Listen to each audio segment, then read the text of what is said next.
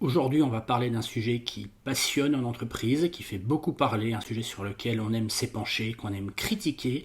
Je vais bien sûr parler des réunions. Elles durent trop longtemps, elles sont mal organisées, elles sont mal menées.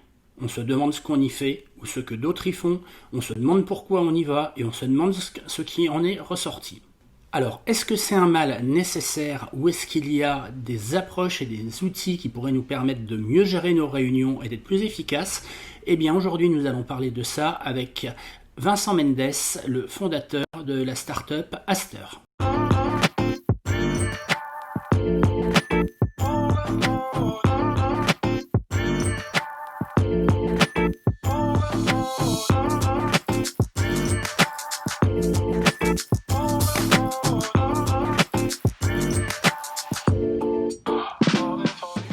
Bonjour Vincent. Bonjour Bertrand.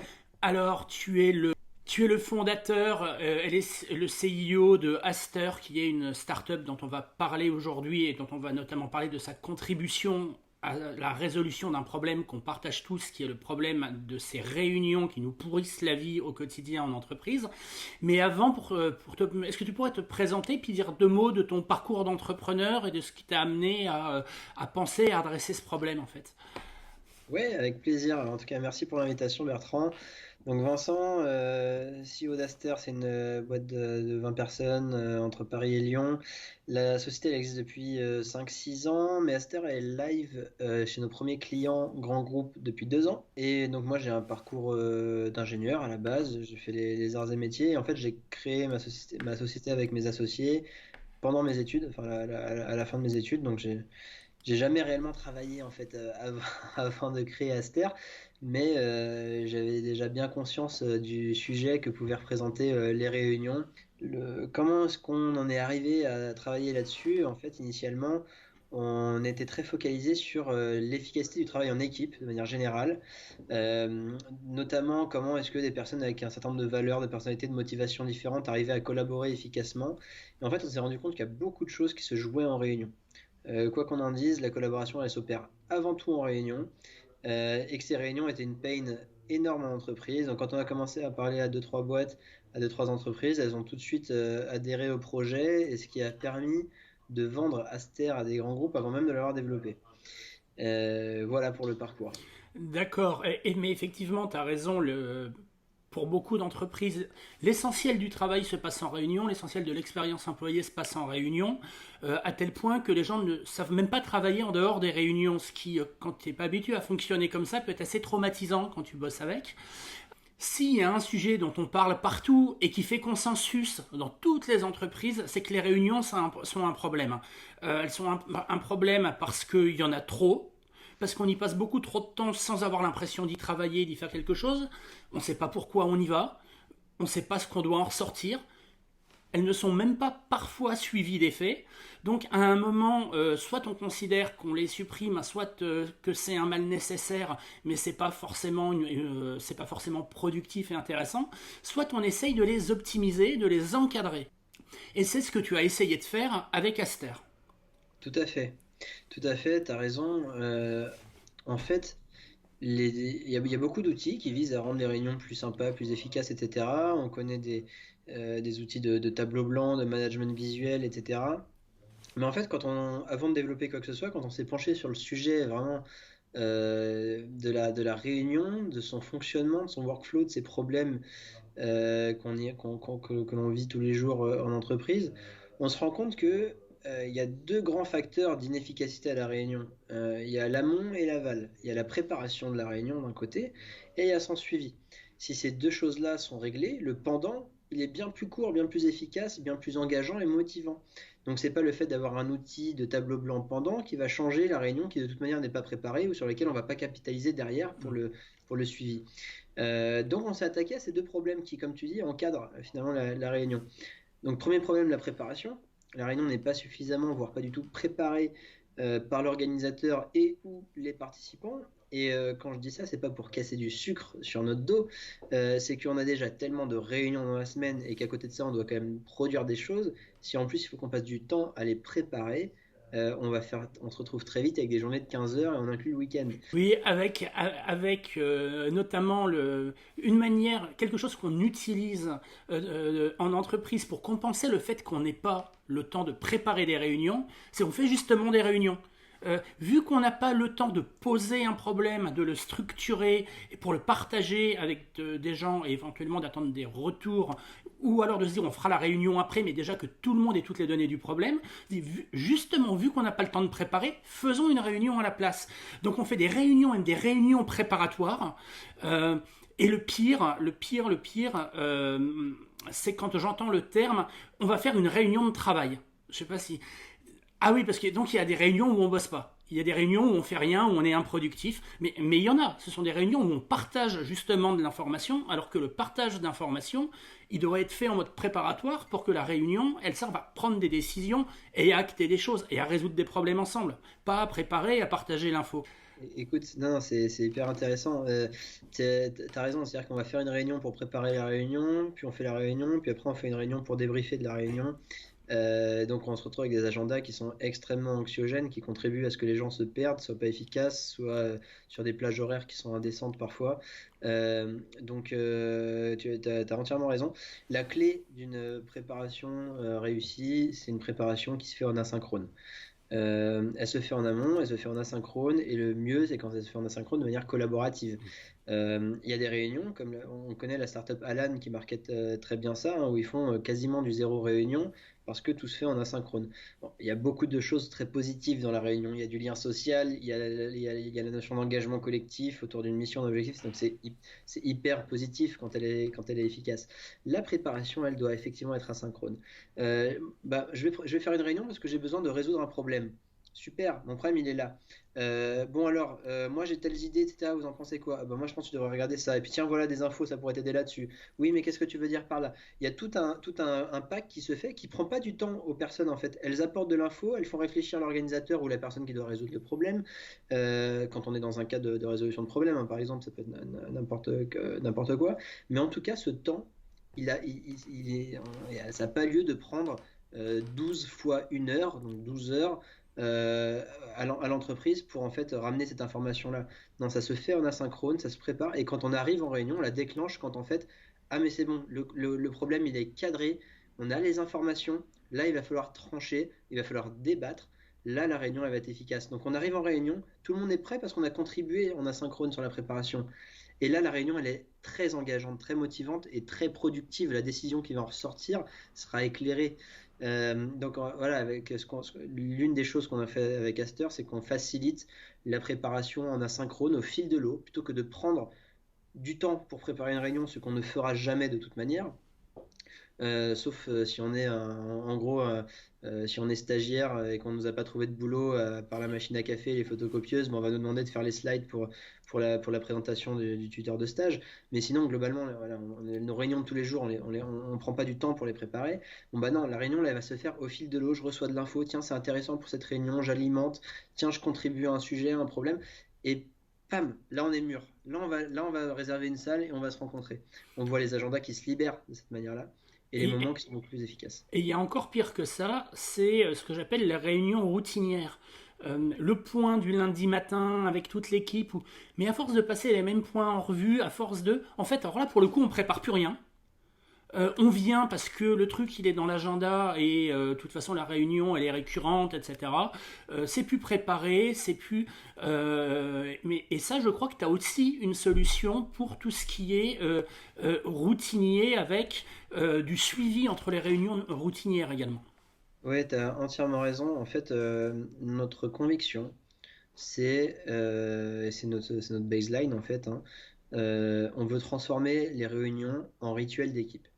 Qu'est-ce qu'on appelle rituel? Finalement, un rituel, c'est une réunion, mais qui s'appuie sur une méthodologie, une bonne pratique qu'on va faire vivre. Et donc, la différence avec une réunion, le rituel, c'est que il a un objectif qui est clair pour tout le monde. C'est qu'il a une trame qui peut paraître parfois un peu structurée pour les personnes qui n'aiment pas forcément être structurées, sauf qu'elle va permettre d'avancer efficacement pendant la réunion. Donc, il y a un objectif, il y a une trame. Chacun a un rôle. On sait pourquoi on est là, ça c'est l'objectif, mais on sait à quoi je sers dans cette réunion. Et donc ma place, elle va être importante. Si je ne contribue pas, je vais pénaliser tous mes copains autour, parce qu'on va peut-être pas y arriver à notre objectif.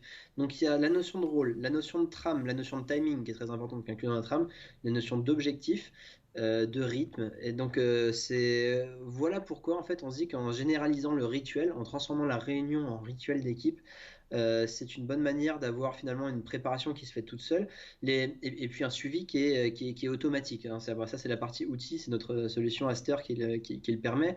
Alors, je le montrerai après, mais c'est vraiment là l'idée. Et on voit qu'il y a des équipes, alors c'est parti de certaines méthodologies, et il y en a d'autres, hein, mais au niveau agile ou du Scrum, où les équipes produits tech font des réunions type stand-up meeting, rétrospective ou sprint planning qui sont extrêmement efficaces, extrêmement cadrés, qui permettent d'être efficaces en tant qu'équipe et alignés en tant qu'équipe. C'est les deux vertus du rituel, hein, l'efficacité et l'alignement. Donc voilà ce qu'on cherche à généraliser. En s'appuyant sur les meilleures pratiques, on généralise la diffusion du rituel au sein des réunions. Et l'outil est un facilitateur de cette diffusion. Donc, bien entendu, ça c'est avant la réunion. Pendant la réunion, il y a la question de la prise de notes et du compte-rendu. Et après la réunion, il y a la question de rendre tout ça actionnable et suivi. Mais je pense que le mieux pour en parler maintenant, c'est que tu nous montres à quoi ça ressemble et comment ça se passe dans la vraie vie avec Aster. Ouais, je vais montrer ça. Je vais juste une petite parenthèse avant sur le suivi, parce qu'on a beaucoup parlé de la préparation. Il y a des trucs hyper intéressants qu'on a ressortis dans nos études sur le suivi d'une réunion. Bon, il y a à peu près une réunion sur 4 qui se finit avec un compte rendu. Donc, c'est-à-dire 3 sur 4 où le suivi de manière est perdu. Donc, et ce qui génère quelque chose qu'on connaît très bien, hein, les redites d'une réunion à l'autre. On n'a pas déjà parlé de ça, on n'avait pas décidé quelque chose, donc on est capable de prendre 2 fois la même décision, pire, peut-être pas la même. Mais en tout cas, on capitalise pas, c'est vraiment du temps perdu. Et quand on fait le compte rendu, il y a une info hyper intéressante. Le compte rendu, s'il est envoyé, enfin, l'efficacité du compte rendu est proportionnelle à la durée, au délai avec lequel il est envoyé. Si on envoie le compte rendu immédiatement, il va être lu, il va être efficace et les tâches que j'ai assignées aux personnes, elles vont être prises en compte, elles vont être appropriées. Si je l'envoie le soir, dès que j'ai enfin un peu de temps à 20h30 avant de rentrer chez moi ou pire le lendemain, j'ai juste fait passer un message à tout le monde, j'avais des choses plus importantes à faire que vous envoyer ça, donc les personnes qui vont recevoir le compte rendu vont même pas le lire. Et donc, tout simplement, tout ce qu'on a dit, acté, les sujets sur lesquels on devait avancer pour la prochaine réunion, n'avanceront pas. Enfin, en tout cas, ont moins de chances d'avancer. Mais ce qui arrive très fréquemment, parce que là encore, toutes les entreprises ne sont pas malades au même point, mais tu te rends compte que tu as des personnes qui sortent d'une réunion pour aller dans une autre, et à la fin, le compte-rendu, il est fait quand? Jamais. Ou alors le lendemain ou le surlendemain. Mais entre-temps, pour tout le monde, il y a d'autres sujets qui se sont amassés, et ce qui était chaud et quasi prioritaire à la sortie de la réunion en question, 2 jours ou 3 jours après, ça devient un problème parmi d'autres. Et comme tu le disais tout à l'heure, on se revoit une semaine après. Au fait, qu'est-ce qui a bougé depuis jeudi dernier? Ah bah absolument rien. Et le compte-rendu des fois n'a même pas été lu parce que justement, il n'est pas tombé au bon moment. Et on est dans un cercle là qui n'est pas vertueux, mais qui est vicieux. Petite anecdote sur les réunions back-to-back, comme tu en parles. Larry Page de Google, quand il a créé son agenda Google, il avait mis des créneaux d'une heure par défaut. En fait, ces réunions, elles faisaient 45 minutes. Simplement, il prévoit toujours le quart d'heure pour aller faire sa pause, boire son café, le chemin pour aller jusqu'à votre réunion. Donc, immédiatement, faire des réunions back-to-back, si elles sont vraiment back-to-back, c'est-à-dire qu'il faut terminer pour enchaîner sur la suivante tout de suite. Immédiatement, dès la deuxième, on est en retard. Globalement, Oui, non, on est en mais retard. alors, tu as plusieurs choses. Tu as effectivement la réunion back-to-back qui s'enchaîne et où, à la fin, on finit toujours par être en retard, à moins que soi-même on ne bouge pas de son bureau et qu'on reçoive les autres. Encore faut-il que tous les délais, que tous les timings soient respectés. Et puis après, tu as. Enfin, j'ai envie de dire que le problème des réunions, c'est aussi un problème d'éducation. Il y a un problème de méthode, mais aussi un problème d'éducation. C'est quand on met une réunion en retard parce qu'on est en retard, parce qu'on n'est pas ponctuel, il faut savoir que soit la réunion sera plus courte, et elle sera peut-être moins efficace, on n'aura pas le temps de tout traiter, soit on maintient la durée, mais dans ce cas-là, à cause d'une personne, on va mettre, je ne sais pas, 5 personnes en retard sur la réunion suivante, et ça s'enchaîne comme ça, et à la fin, on termine avec la réunion de 17h qui commence à 17h45. Ah oui, tout à fait. C'est une maladie virale, la réunionnite. Voilà, donc maintenant, Euh, allez, allons-y, moment démo. donc, je vais partager mon écran. Alors, vous allez voir que la particularité d'Aster, quand même, pour que ce soit simple à utiliser, c'est que c'est très intégré à votre environnement de travail habituel. Oui, qu'on soit, c'est ce que tu me disais l'autre jour, que l'entreprise ait choisi le camp, que l'entreprise ait choisi le camp Microsoft ou le camp Google, tu t'intègres dedans. Exactement. Exactement. Donc là, c'est un cas Microsoft, mais ça fonctionne de la même manière sur la suite Google. Et donc là, je suis dans un agenda Outlook. Alors, je suis sur ce qu'on appelle le client web, mais ça marche de la même manière sur l'app, le client lourd. Je rentre dans une réunion qui va avoir lieu dans quelques temps, et en fait, je vois que c'est une réunion on ne peut plus classique, à savoir qu'elle a un titre et des invités. Et donc elle n'est pas préparée a priori. Là, je vais pouvoir ouvrir Aster directement ici, et vous voyez qu'en un clic, ce qui s'est passé, c'est qu'il y a un lien qui vient de s'afficher là. Ce lien, il est un peu magique parce que c'est votre espace de centralisation et de structuration de toutes les informations qui vont être utiles à la réunion. La préparation asynchrone dont je parlais tout à l'heure, elle va se passer dans cet espace-là. Hein, c'est vraiment une room de réunion qui s'est ouverte pour vous et dans laquelle vous allez pouvoir mettre des informations au fil de l'eau. Et cette room, cet espace, vous allez pouvoir le structurer directement depuis votre agenda. N'allez pas tout de suite dessus, ça serait dommage. On peut déjà faire beaucoup de choses dans son agenda. Donc typiquement, je vais dire que la réunion que je suis en train de créer, je pourrais très bien lui mettre un ordre du jour, vous voyez, je peux des sujets, mais aussi je peux partir de modèles. Typiquement, on va dire que ce que je crée là, c'est une sorte de comité projet. Donc je vais aller sélectionner dans mes modèles, j'en ai plusieurs, je vais chercher un comité de pilotage projet, voilà. Et vous voyez qu'en un clic, ça me prend un ordre du jour, un timing par sujet, des rôles. Et alors après, je peux tout personnaliser, hein. Je peux regarder à droite, je peux rentrer dans un sujet, revue du planning, modifier son titre, sa durée, mais je peux donner des rôles aux participants. Parce que si je les invite, c'est qu'il y a des raisons. Quand on se pose la question des rôles des personnes qu'on invite, souvent on invite moins de monde. Euh, donc je vais prendre Vincent ici, je vais dire qu'il est responsable du sujet, et je vais lui demander en plus quelque chose. Vincent, merci de me remonter tes infos sur le projet ABC, voilà. J'enregistre. Voilà, bon, son rôle vient de se rajouter ici. Mais ce qui est surtout intéressant, c'est que dès que j'ai fait ça, je peux prévoir des relances personnalisées ici. Je l'active et donc je choisis. Je voudrais que quelques heures ou quelques jours avant la réunion, typiquement, allez hop, 2 jours avant la réunion, donc le 27 à 14 heures, que Aster aille rappeler aux participants qui n'ont pas encore préparé, sur ça on va le voir si le participant a contribué ou pas, à lui rappeler de manière personnalisée ce qu'il doit faire. Donc 2 jours avant, bonjour Vincent, pour la réunion de jeudi organisée par Bertrand, merci de me remonter toutes tes infos sur le projet ABC, avec un lien qui pointe directement vers cet espace pour que je puisse mettre mes infos. Donc voilà, j'envoie l'invitation, elle est structurée, ça va très vite. Et je vous montre à quoi ressemble finalement cet espace. Il ressemble à ça. C'est votre futur compte rendu finalement, hein, sauf qu'il est vide, je viens juste de le créer. Et le but du jeu, c'est qu'il y ait en fait plein d'informations dedans qui soient remontées au fil de l'eau pour que le jour J en soit efficace. Donc en fait, vous pouvez préparer au fil de l'eau votre réunion, par exemple en y ajoutant de manière collaborative, hein, vous pouvez le faire en tant qu'organisateur, mais les participants aussi. On peut y mettre des sujets de discussion. Donc par exemple, moi je vais dire qu'il va falloir discuter du décalage du planning ABC. Je vais y mettre un petit peu de description quand même. Voilà. Je peux rajouter des fichiers, des tâches, des sous-sujets. Tout ça se fait de manière en fait finalement assez euh, comment dire catégorisée et synthétique surtout. Le but c'est pas de mettre des pavés, hein, c'est de mettre juste des éléments simples à discuter ou qu'on va pouvoir acter. Donc je le mets ici dans cet espace partagé. Je peux aussi le mettre à gauche dans des notes personnelles. Typiquement prendre des nouvelles du projet Delta, qui est un autre projet.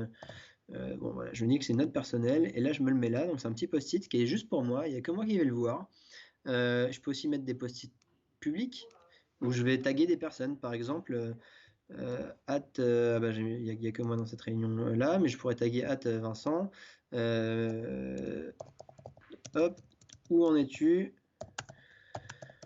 Où en es-tu de la presse tac, et donc là, Vincent, il me répondra directement sur ce post-it. Donc la collaboration se fait de manière collaborative, asynchrone, tout dans cet espace. Ce qui veut dire que le jour J, le jour de la réunion, on arrive en réunion, on projette ce document. Soit chacun l'ouvre sur son poste, comme ça, chacun voit ses propres notes à gauche et à droite c'est partagé, soit on fait un partage d'écran, enfin qu'importe. Et puis on peut lancer ici le timer par sujet, si la notion de temps est importante pour cette réunion. C'est pas le cas de toutes les réunions. Il y en a pour lesquelles la durée va être importante, notamment quand on veut ritualiser la réunion. Et puis au fil de l'eau, on va pouvoir prendre soit il y a un secrétaire de séance qui prend les notes, soit tout le monde peut écrire dedans de manière collaborative, hein, c'est un document collaboratif. On va pouvoir y prendre du coup des décisions. Donc, OK pour recrutement, etc. Je décris. Je vais pouvoir ajouter des tâches, etc. La tâche, l'ajouter, la donner, l'attribuer à quelqu'un, etc. Et donc là, le but du jeu maintenant, c'est que on n'ait pas de compte rendu à taper après la réunion, parce qu'en fait, on est en train de le taper là ensemble en ce moment. Ce que je vous ai pas montré d'ailleurs, c'est que vous pouvez très bien le personnaliser encore un peu plus ce compte rendu. Par exemple, vous êtes sur un comité de direction ou une réunion avec beaucoup de monde. Peut-être que tous les sujets n'intéressent pas tout le monde. On connaît bien cette situation aussi. Vous pouvez enlever des participants ou en rajouter par sujet. Typiquement, là, il n'y a que Vincent, mais je vais remettre. Admettons qu'il y avait tout le monde dès le début. Tac, c'est un sujet voilà, où il y a tous les invités. Vous voyez, il y a 3 personnes dans ce sujet. Et ben, on va peut-être se dire que en fait, Gwen n'a rien à faire dans ce sujet, soit parce que c'est confidentiel, soit parce que ça va la noyer sous de l'info qui lui sera pas utile. Donc je vais juste l'enlever. Et à partir de là, Gwen, quand elle lira sur son compte rendu, elle ne verra pas ce sujet-là, donc elle ne sera pas noyée sous de l'info inutile ou confidentielle. Et donc à la fin de la réunion, on clique tout simplement ici, et en un clic, qu'est-ce qui se passe? Votre compte rendu il est partagé à tout le monde. Ça, c'est fait. Et puis il est partagé de manière personnalisée. Gwen, dans son compte rendu, elle ne recevra pas cette partie-là, hein, encore une fois. Les tâches que vous avez attribuées vont se synchroniser avec votre outil de gestion de tâches. Trello, Planner, tâches Outlook, enfin qu'importe. Votre compte rendu va s'archiver aussi dans un endroit que si vous avez un endroit de gestion documentaire, un SharePoint, un Google Drive, ça peut se ranger automatiquement là-dedans aussi si vous l'avez connecté à vos outils. Donc en fait en un clic j'ai fait tout ça. En fait en un clic je peux juste retourner bosser ou aller à ma prochaine réunion, mais pas me perdre du temps à taper un compte rendu, à l'envoyer à quelqu'un alors qu'il sera pas lu si je le fais trop tard. Donc là on a parlé vraiment de la préparation qui permet au moment d'être plus efficace. Et là, on arrive sur la partie suivi. C'est l'une des grandes forces d'Aster, du coup. C'est que le suivi, en fait, dans le cas d'une réunion récurrente, une réunion qui aurait lieu tous les lundis 14h, par exemple, à partir du moment où j'ai partagé le compte-rendu de la réunion N, et ben, ça crée automatiquement le lien vers la réunion N+1, qui est automatiquement en lien dans votre invitation agenda, hein, souvenez-vous. Donc, c'est déjà mis, c'est nickel. Et à partir de là, le suivi va se faire automatiquement d'une réunion sur l'autre, parce qu'à la réunion N+1, les décisions, elles n'auront pas été reprises, parce qu'elles ont été prises et partagées, archivées. Donc, on ne va pas les accumuler pendant des semaines. Après, ça ne ressemblera à plus rien, ce document. Par contre, les sujets de discussion ouverts et les tâches non cochées sont reprises. Donc ce sujet, peut-être qu'à la réunion suivante, ça va devenir une décision. Cette tâche, est-ce qu'elle a été faite? Oui, on la coche, donc elle disparaîtra le jour au moment de la réunion suivante. Les sujets vivent et se suivent automatiquement d'une réunion sur l'autre. Et il y a même un truc encore plus sympa, c'est qu'il y a beaucoup de réunions qui se suivent, mais qui ne sont pas récurrentes au sens d'Outlook. Typiquement, je veux créer une réunion qui est la suite d'une autre réunion. Et bien regardez, je ne vais même pas avoir à marquer de titre ou d'invité, je vais juste ouvrir Aster ici, et je vais simplement dire, voilà, créer depuis une réunion existante. Donc je vais aller sélectionner, je vais dire que la réunion que je veux créer, c'est la suite de comité de pilotage, New Wave. Voilà, en un clic, je récupère, j'ai le nom de la réunion qui s'est mis, les invités, le compte rendu de la dernière fois. Peut-être qu'elle a eu il y a 3 semaines cette réunion et qu'on ne se souvient plus très bien de tout. N'empêche que là, en un clic, je repars de ce qu'on s'est dit et j'envoie l'invitation. Dernière petite chose, et on aura fait le tour, il y a beaucoup de réunions qui peuvent s'alimenter entre elles.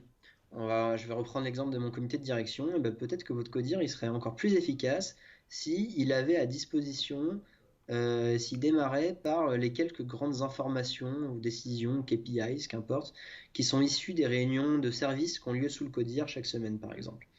Vous pouvez très bien, dans les réunions de service, aller suivre depuis, voilà, aller connecter ce sujet à une autre réunion Et à partir de là, donc vous pourriez créer un sujet qui s'appellerait information à remonter au CODIR, par exemple, et le brancher au CODIR. Et à partir de là, tout ce qui est marqué dans ce sujet, donc c'est highlighté, hein, on voit qu'il est relié, tout ce qui est marqué dans ce sujet sera automatiquement repris dans la réunion comité de direction. Et donc là, on automatise toute la circulation de l'information entre des réunions différentes, là où aujourd'hui, elle circule quand même relativement mal, voire pas du tout, et alors qu'elle pourrait être très utile pour capitaliser dessus. Voilà pour la démonstration, Alors Bertrand. j'ai quand même deux questions. Il y a quelque chose qui se passe très fréquemment en réunion et notamment quand elles sont pas préparées. On arrive, enfin l'organisateur il a un pseudo départ d'ordre du jour, partagé ou pas. Et puis tout le monde arrive avec son idée en tête en se disant ah bah tiens il faudrait parler de ça ou il faudrait parler de ça et ça fait des réunions qui au départ sont prévues pour durer 1 heure et qui durent 2 heures et demie. Ou alors on repart avec plein de sujets non traités et qui vont se volatiliser parce que forcément, d'ici la semaine suivante ou dans 15 jours, eh ben, on aura déjà tout oublié. Comment est-ce que tu fais pour prendre en compte le fait que pendant une réunion, il y a des sujets qui peuvent émerger et qui n'étaient pas forcément prévus au départ? Ouais, c'est très juste et c'est effectivement une des causes d'inefficacité, hein. C'est une conséquence du fait qu'elle n'est pas préparée parce qu'en fait on n'a pas réfléchi au sujet dont on voulait parler potentiellement. Ce qu'on a mis en place, c'est une bonne pratique qui est d'inclure un sujet dans sa réunion qui s'appellerait backlog ou parking par exemple. En fait, moi j'ai un sujet dont je voudrais parler à ma réunion, à mon comité de direction par exemple. Et la règle qu'on s'est mis ensemble en équipe, c'est soit je le remonte avant à la réunion pour que ça soit inclus dans l'ordre du jour, et dans ce cas-là, l'organisateur va pouvoir prioriser, dire bah ça c'est un sujet important, on va y passer du temps, ça soit non, on va juste en parler 5 minutes pour aborder le sujet. Donc je le remonte comme ça, soit je ne l'ai pas fait, et j'arrive en réunion, et puis là je me rappelle d'un sujet, je lève la main et j'ai envie de parler de ça. Et ben en fait, ça marche pas comme ça. Le sujet dont j'ai envie de parler, on va le mettre dans le sujet parking ou backlog. Euh, on va le mettre là-dedans et à la fin de la réunion, soit il nous reste du temps et on pioche dans backlog, dans parking, pour aller prendre des sujets à discuter ensemble, soit on n'a plus de temps et dans ce cas-là, le sujet sera remonté à l'ordre du jour de la réunion d'après, mais il ne sera pas perdu du coup. Ça fait partie de la force d'un rituel qu'on a mis en place c'est pour ça que je parlais des comités de direction, sur des comités de direction qui sont pas toujours très préparés et qui du coup durent potentiellement très longtemps. Alors qu'avec cette pratique-là, on arrive à rester dans les temps, à ne pas oublier les sujets et à responsabiliser aussi chaque personne dans l'équipe, parce que c'est très facile de remonter des sujets vers une réunion de master. Je vous donne un exemple. Hop, je vais aller dans mes mails. Euh, Ça, c'est un truc qu'on a beaucoup. On reçoit un mail et on se dit tiens, ça, comment dire, ça, c'est vachement intéressant pour ma réunion de comité de pilotage jeudi, j'en parlerai bien. Et ben regardez, ouais, je vais prendre un mail, voilà, où il n'y a pas de. Et là, je me dis, tiens, ce mail, faut que j'en parle jeudi à mon comité. Ben, super, je copie mon texte ici. Et regardez, je ne vais même pas sortir ou faire un effort quelconque. J'ai un petit plugin dans mon navigateur Chrome ici. Je colle le texte, je vais dire que c'est une note personnelle, je vais dire que ça concerne ma réunion comité de pilotage, ça concerne le sujet revue des risques, et j'envoie ma note. Et là, ma note, elle va se retrouver directement dans la réunion en question, ce qui permet de faire remonter facilement des sujets, et c'est un facilitateur de mise en commun de sujets, de préparation de réunion en asynchrone sans faire d'effort. J'ai une autre question, parce que les réunions, on les fait entre soi en entreprise, mais on les fait souvent et notamment avec des clients. Est-ce que ton modèle, il te permet d'inclure dans une réunion et donc de permettre la collaboration et le pilotage, enfin, de la même manière que pour tout le monde, à des gens qui sont des clients ou qui sont des prestataires, enfin des gens qui sont hors de mon organisation? Complètement. Alors déjà à la base on pouvait le faire dans l'ancien modèle d'Aster qui était que quelqu'un qui n'a pas de licence Aster reçoit quand même automatiquement son compte rendu. Désormais le nouveau modèle c'est que le fait d'avoir une licence permet de créer des réunions. Euh, pour contribuer à des réunions, enfin, il n'y a pas besoin de licence, c'est gratuit. On peut contribuer à autant de réunions qu'on veut sans avoir de licence Aster. écrire dedans, remonter des sujets, etc., sans avoir la licence. Il n'y a que l'organisateur finalement qui paye dans le modèle d'affaires d'Aster. Avant de finir, est-ce que tu as des exemples par exemple, qui viennent de chez tes clients, soit de use case, soit des chiffres, parce qu'ils ont certainement essayé quand même de mesurer ou raconter en tout cas des histoires ou des anecdotes qui prouvent, je dirais, les bénéfices qu'apporte une solution comme Aster.